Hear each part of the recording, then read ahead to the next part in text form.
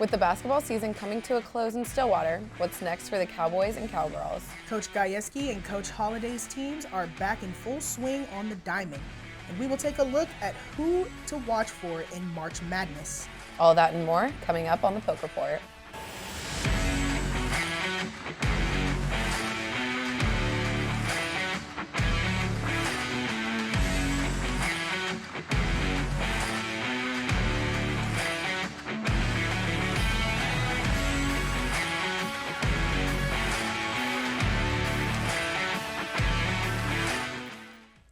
Welcome to this week's edition of the Poke Report, your home for all things OSU sports. I'm Johnna Orange. And I'm Dylan Walker. We are so glad you could join us. Johnna, this is the last week before spring break. Have anything special planned? I'll be staying good old Stillwater. How about yourself? I'm leaving Stillwater, actually. I'm headed down to the beach for a little R&R. Nice. Well, yeah. I will be making some time to watch some basketball this break. Sadly, it won't be our teams to watch. The Cowboy basketball season has come to a close after competing in the Big 12 tournament. We're going to pass it over to Luke Parrish to give us more insight on the Cowboy season. Oklahoma State is looking to go in another direction after firing Mike Boynton after 7 seasons. The Oklahoma State men's basketball team finished off its season with a 77-62 loss to the UCF Knights in the first round of the Big 12 tournament. The Cowboys finished the season with a 12-20 record, going 4-14 in conference play. The Cowboys ended on a 6-game losing streak dating back to the Bedlam game. The only team with a worse record than the Cowboys in the Big 12 was West Virginia, with a record of 9-23. This is the third consecutive season the Cowboys will miss the tournament. Mike Boynton only made one tournament appearance in his 7 years at Stillwater. He has a career record of 119-109. Even when there was just speculating on Boynton's future, he wasn't focused on it. At the end of the day, my job is to try to put our team in position to win as many games as we can. I don't have any control over the ultimate outcome. And so I'm aware of it, but not focused on it. Oklahoma State had a new roster this season as they brought in Javon Small, Jerry Hicklin, and Mike Marsh in the transfer portal. The Cowboys also brought 5 freshmen that resulted in a top 10 recruiting class. Oklahoma State had their ups and downs as they had a 5-game winning streak in non-conference play. However, they followed it up with a 6-game losing streak and didn't win their first conference game until West Virginia came to Stillwater on January 27th. While this season didn't go as many Cowboys fans expect, there is reason for optimism. Javon Small looked like a star at times. The freshman trio of Keller, Daly, and Garrison looks like it can do some serious damage if keeping together, and they're bringing back nearly everyone on the roster.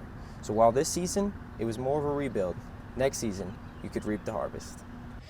The Cowboys also dealt with other issues like Isaiah Miranda leaving the team as well as Bryce Thompson's injury. Thompson was one of the key players returning for the Cowboys. While this season is one fans are going to want to forget, the future is bright in Stillwater with so many freshmen playing. For the Poke Report, I'm Luke Parrish. Thanks, Luke. Hopefully the boys can bounce back next year. I have confidence they will. The team is still young, so there's lots to look forward to. The boys were not the only team to have a rough end to their season either. The women's team fell short of their goals in year 2 with Coach Hoyt. Braden Marsh has more. The Oklahoma State Cowgirls finished their season with a lackluster record of 14-16 in Coach J.C. Hoyt's second season in Stillwater. This is a major step back from the previous season that saw the Cowgirls reach 20 wins for the first time in 5 years when they finished 21-12 and made a tournament appearance where they fell short to Miami. With almost a completely new roster, Coach Hoyt had her work cut out for her. After starting the season 10-5, the Cowgirls would go on to win only 4 more games, one of which was an upset over number 24 West Virginia. Despite the struggles, the Cowgirls fought hard in the Big 12 tournament, but were unfortunately defeated in a back-and-forth affair against TCU. The biggest factor to the Cowgirls' lack of success has been the injury bug. Losing several players for the season is something Hoyt says she has never experienced in her career. And when fifth-year senior transfer Emily Ebert went down, that was the nail in the coffin. The fact that Emily joined our team to help try and alleviate some of that issue, and then to go down the way that she did, is just one of the most heartbreaking things I've ever experienced. The Cowgirls had high hopes after coming off of a tournament appearance a season ago. However, with a multitude of things not going their way, like injuries, constant roster rotations, and the NCAA not granting Hannah Guster's eligibility for the first half of the year, You got to think what this team would look like given different circumstances. When dealing with players going down, on top of Hannah Guster's not being granted eligibility by the NCAA for the first half of the season, naturally, it is difficult to find a groove and find your team's identity. The Cowgirls fought through adversity all year long and have next season to look forward to with a fresh, healthy roster to take on all comers. Fans can expect a positive rebound in 2025. For the Poke Report, I'm Braden Marsh. Thanks, Braden. We look forward to seeing what the girls do next season. Now, basketball season may be done in Stillwater, but one winter sport is looking to make a run in the postseason. Kirsten Santino takes us to the Big 12 tournament for Cowboy wrestling. Oklahoma State wrestling capped off the Big 12 tournament with a second-place finish behind Iowa State. The Cowboys' 141.5 points is the highest runner-up total in tournament history. OSU had 4 finalists, including redshirt freshman Troy Spratley, who lost a 3-2 decision to Wyoming's Jory Volk at 125 pounds. Spratley's first round was a bye, something he wasn't happy about. Going out there and, setting the tone for our team, it's big if you can go out there and be the first one on the mat and get a win for the team. So the 3 other finalists were Dayton Fix at 133 pounds, Jordan Williams at 149 pounds, and Dustin Plott at 184 pounds. Williams was unable to finish because of injury, and Plott lost his match against top-ranked Parter Kekkaisen. Records weren't only broken on the team side. Fix became the first 5-time champion in Big 12 history. His efforts in the tournament earned him NCAA Wrestler of the Week. The Cowboys clinched 10 automatic berths to the national championships that run from March 21st to the 23rd at the T-Mobile Center in Kansas City, Missouri. For the Poke Report, I'm Kirsten Santino. Thanks, Kirsten. Can't wait to see where the Cowboys place. Johnna, did you know that the NCAA National Tournament for Wrestling is referred to as Mat Madness? I had no idea. I didn't either, and so apparently I need to make a bracket for that now, too. Oh, yeah, it's me as well.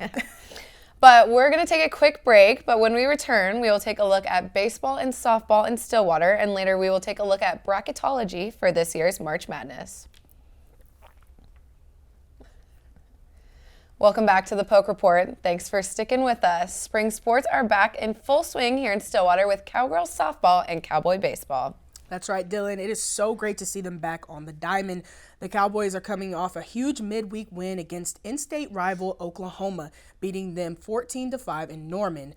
A key player in the win was junior pitcher Tommy Molsky, who sat down the first 6 batters he faced and finished with a career-high 8 strikeouts. Wow. The team is 11-6 and will travel to Orlando this weekend to take on UCF in a 3-game series.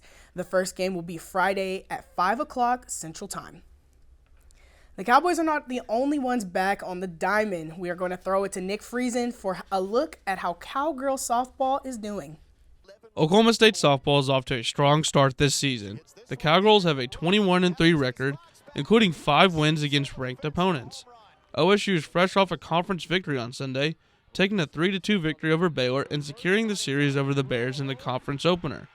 The Cowgirls have been on the road for the first 5 weekends to start this season, and they have been road warriors.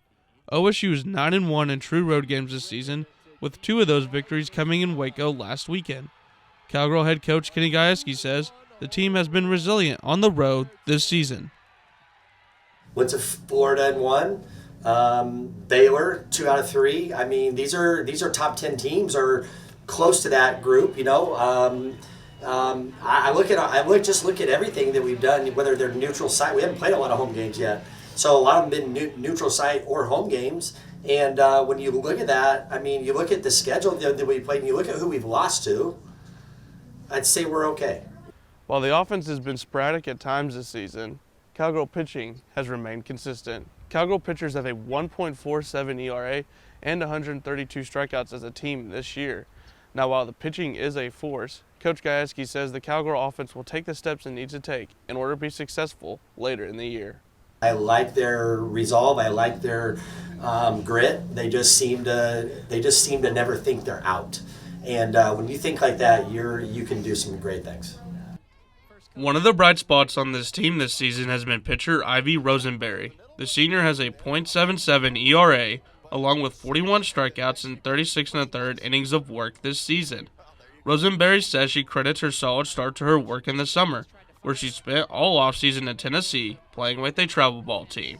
Summer ball is probably the best thing I ever did in my college career, and it's crazy to say, but I gained so much confidence every day because although the competition might not have been, Big 12, like, what I see every weekend now, it's definitely was a confidence booster where I could go out every day and know, okay, I'm gonna win. Like, you're gonna lose, I'm gonna win. It's gonna be good. So. After taking down Central Arkansas on Wednesday, Rosenberry and the Cowgirls are set to take on UCF in a 3-game series, with the first game on Friday at 6 p.m. at Cowgirl Stadium in Stillwater. For the Poke Report, I'm Nick Friesen. Thanks, Nick. Now let's swap those cleats for some spikes and get into some track and field. The team finished their indoor season at the NCAA Track and Field Championships in Boston. The OSU men's distance medley relay squad captured their second consecutive title, becoming the first team to repeat as a national champion in the DMR since Oregon in 2015 and 16. On the men's side, they finished 7th overall with 23 points, and it is their second year in a row finishing in the top 10 of the indoor championship. The women finished 8th overall with 27 points. The Cowgirl and Cowboy track and field team will be back in action March 22nd in the Clyde Hart Classic in Waco, Texas. Best of luck to our athletes. Now, switching lanes to Cowgirl tennis, where the girls have ranked 1st overall in the ITA rankings for the 5th consecutive week. OSU is now 15-0 on the season and 4-0 in conference play, coming off road wins over number 24 Texas Tech and number 37 BYU last weekend.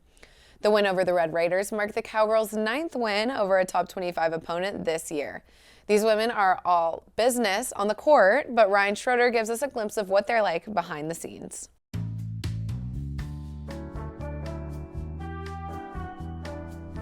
Germany? Germany, yeah. Germany. Germany. Germany. Let's go. Yes. Yes. No. No. Norway? No. Oh, Sweden. No? No! Iceland. Iceland. Ooh, I don't know. Yeah. Oh, Sweden? No. Denmark. It's no. Sweden. No. Sweden. No. Netherlands. It starts on N, right? England. No. New Zealand? No. No. Iceland. Poland. Poland. It's in Asia, I feel like. Okay, then next. B. P. Oh. Poland. Okay. Indonesia. Or Monaco. Okay. Or Monaco, yeah. It's got me. Poland. Oh, Latvia? They're red. No. Slovenia. I apologize to Christina. I don't. Next. Yeah. Uruguay. Oh my. Oh. It's the same one. No, red is here. You got it. Asia? Yeah. No, Singapore. No idea. No idea. What is? That's like Arizona State University. I have no idea. What is that? What is Barbados? that? I don't know what is that. Barbados. Yeah. Bahamas. No, Barbados. Barbados. Yes. No. Right? Okay. What did you No. say? Arizona State, yeah. Kenya? No. That's like Japan, but Yeah, it's green. it's green. I mean, what is this? Wait. Bangladesh. Tokyo. What is that? I've never Estonia. seen that. Pakistan. No. Oh my god. Uzbekistan. No. Kazakhstan. Greece. I don't know. Next, Japan. Yeah. Bangladesh. Yeah.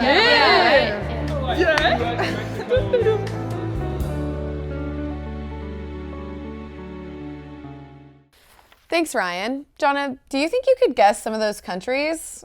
I think I could. I think I had a pretty good shot at it. Well, I'd like to see you try. Well, we're going to take one last break, but when we return, we will see what Cowboys are on the move in the NFL, as well as who's returning to Stillwater next year. And we will cap it off by getting into all things March Madness. Welcome back to the Poke Report. We're so glad you're sticking with us. The NFL free agency has seen a lot of players going to new teams this week, one of which being former OSU quarterback Mason Rudolph. Rudolph signed a deal with the Tennessee Titans for a 1-year, $3.62 million contract.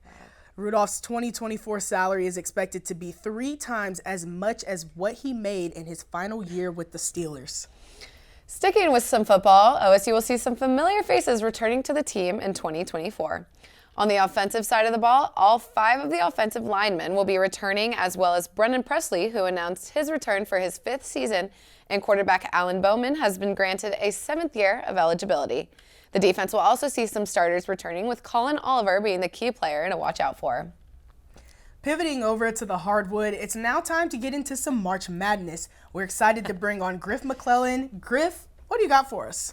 Thanks, Dylan and Johnna. It's great to be here. And what better time of the year for college basketball fans? March Madness is coming up sooner and sooner by the day, and Selection Sunday is just a few days from now. So without further ado, let's dive into it. We'll start with women's Big 12 basketball coverage. Here's how it'll work. We'll give you a lock, a bubble team, and an out team. Start with the lock. My lock is Oklahoma. My bubble team is Kansas. I'm leaning towards in for the Jayhawks. The Big 12 is projected to send 7 teams to the tournament, according to ESPN's bracketologist Joe Lunardi. Interesting things about Kansas. This team was the last team, or projected to be the last team from the Big 12, currently at 7th. Some key wins for them. A home win over number 4 Baylor back in January, followed by wins over Iowa State, Kansas State, and Oklahoma earlier this month. This team is only 11-7 in a very competitive conference, but has shown signs that they're capable of beating the best teams. Thus, I believe they clinch a spot. My final team that is out is TCU. We'll send it back over to the anchor desk. I'm curious, Johnna and Dylan, what do you have? All right, Griff. For my in, I have Big 12 champs, Texas, unfortunately. For the bubble, I have West Virginia. They had a couple tough losses, but I think they can be competitive in the tournament. And for my out, I have Cincinnati.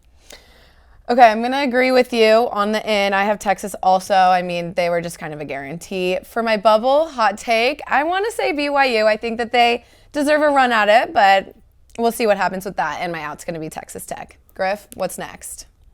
Shifting out of the Big 12 now and into a national scope, let's now dive into who we think could win the national championship. Personally, I think it's going to be the Iowa Hawkeyes. Why? 2 words, Caitlin Clark.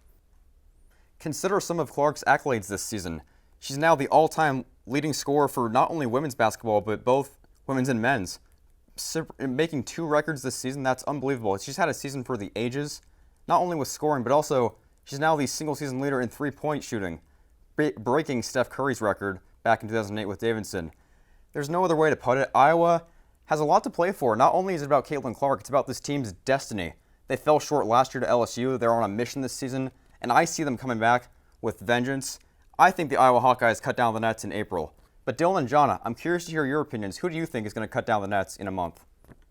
Yeah, Griff, I love what Caitlin Clark's doing at Iowa. I love LSU and Kim Mulkey, but I'm going to have to go with South Carolina. I'm a big fan of Dawn Staley and the way she carries herself, not only as a coach, but a person. So I'm going to have to go with South Carolina on this one. You know, I was going to say Texas, try to keep it in the Big 12, but I'm going to want to see a repeat out of LSU. I think Angel Reese is really going to show off in the tournament, so I'd like to see what's going to happen there. Back to you, Griff. Now that we've covered women's basketball, let's jump into the men's league.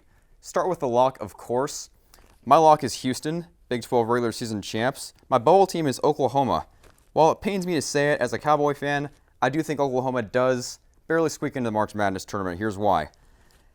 The Big 12 for the men's league is projected to lead all conferences, sending 9 teams to March Madness. Who's currently 9th in the Big 12 standings? You guessed it, OU. Despite a losing conference record of 8-10, I do believe OU clinches one of the Final 4 byes. They own the tiebreaker with Kansas State, who's just behind them in the standings. And the Sooners should get the nod here. Some other key Big 12 wins for the Sooners. They knocked out Iowa State in the Big 12 opener this season. They swept Cincinnati. And the team has also had Houston on the ropes just a few weeks back, narrowly losing on a Jamal Shead game winner. However, a concern for the Sooners is injuries. Javian McCollum missed the second-round game versus TCU and has been clutch for the team all season. This will undoubtedly hurt them, but OU's overall resume is solid enough for the team to sneak into the tournament. My out team is Cincinnati. And we will send it back over to Dylan and Johnna. Who do you think is going to come out of the Big 12? Who's in and out? All right, Griff, I guess great minds think alike because I have Houston in the tournament. They're the Big 12 champs, obviously. For the bubble, I have OU. And for out, I have OSU, obviously. Yeah, so for my lock, it's going to be Iowa State. They've had a great season. My bubble, K-State. They lost to Iowa State, but they did beat them. And, it's hard to beat a team twice, so I like to see them make a run for it. And my out, OU. Griff, what's next? All right, Dylan, what's next, you ask? Time to pick our national champions for the men's. My pick is interesting. It may or may not be the most popular pick, but I have the North Carolina Tar Heels winning it all. Here's why. This team is hungry for vengeance. After a rough 2023 season, missing March Madness, this team has rebounded nicely and restored its blue blood mentality. The last time UNC made March Madness, just 2 years ago, they reached the national championship as an 8 seed. Regardless of its season record, UNC is always a threat. This also marks its first ACC regular season outright title since 2017. The X factor, I think, is going to be head coach Hubert Davis. In only his third year, he, in my opinion, is among the favorites for Men's Coach of the Year after leading this remarkable turnaround, and he's no stranger to the tournament.